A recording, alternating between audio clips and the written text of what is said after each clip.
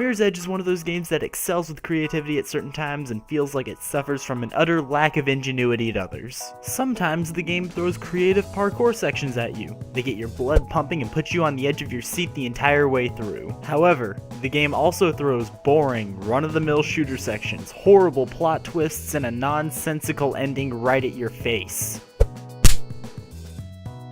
Seriously, a game has never underwhelmed me as much as this. I was expecting some awesome parkour sequence where there's a collapsing building or maybe even a section where the boss stands in the middle of a circular room and shoots a chain gun at you constantly, forcing you to keep your speed up until you get close enough to him to take him out. I don't know. Anything but this. Faith?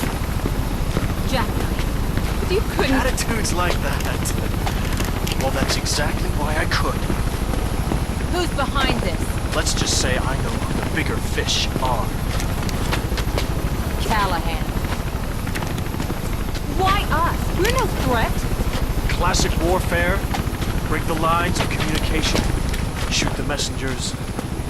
Without hope. And without the runners. Your clients. Those who just won't let go of the old city will be cut off. Vulnerable. And this city can clean up the last of its dregs. So this is just the start. I prefer to think of it as an ending. Still, you did a remarkably good job of coaxing out all those loose ends surrounding Pope's demise. It's why you're still alive.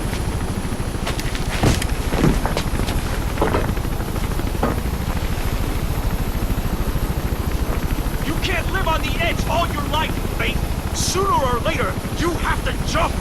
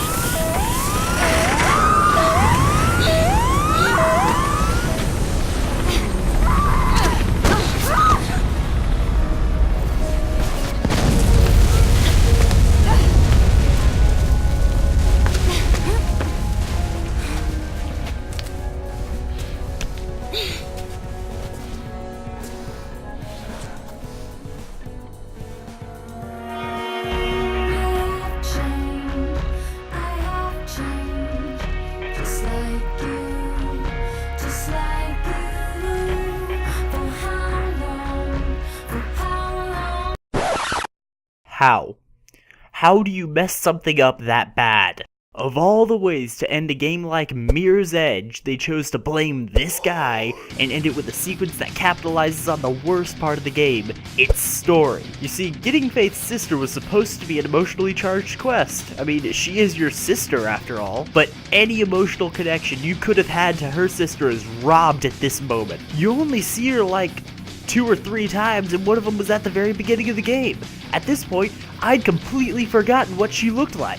So basically, the game had this last chance to make me care about its story with an emotional statement from the sister, maybe even kill her off. Something to make the player dislike this villain. But in the end, the only thing you can bring yourself to dislike is his voice acting. The player is given so little time with these 2 central characters in the story, and now the game expects the person playing to actually care about either of these people. The game only went on for about 4 hours, and I was already feeling fatigued by this point. But I'm getting ahead of myself. I just let you guys see the end so you can see what all the buildup of this last level adds up to.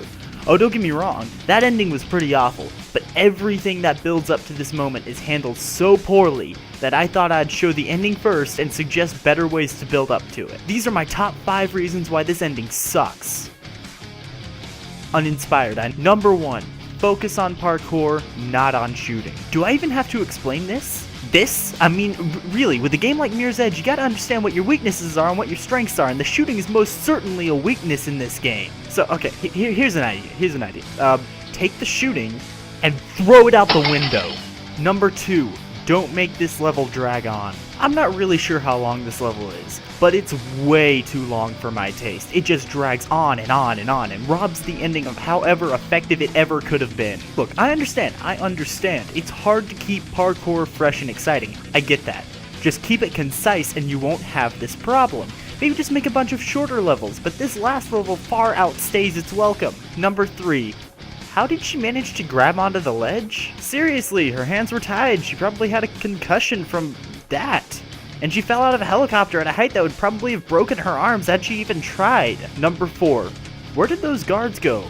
And why was he holding his gun like that? Okay, was he just out of bullets or something? And where did they go after you and your sister jump out of the helicopter? Did they just stop trying to kill Faith the moment she got on the helicopter? They were pretty relentless before, but I guess I would be a bit anxious too if I didn't know how to hold a gun properly. Number 5. Give your villain some personality. Here's a tough one for you. Try to describe Jackknife without saying his name or saying what he looks like. Not easy, is it? That's a telltale sign that you have a bad character on your hands. Just give your villain a bit more screen time and this whole problem will be fixed. This is the second time we've seen him, and he's supposed to be like the main villain that we're fighting.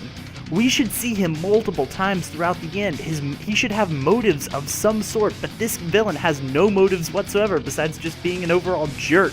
And if he does, I didn't catch it. So ends Mirror's Edge, a game that starts out exciting but slowly burns out in its vain attempts at adding variety. A lack of fleshed out shooting mechanics, interesting characters, and an underwhelming ending all combine to drag this game far below what it could have been. It's somewhat sad, but it's not all doom and gloom. Mirror's Edge 2 is in the works, and I haven't seen a single gun yet, so here's hoping that we get a more cohesive experience next time around that builds on what its predecessor tried to do.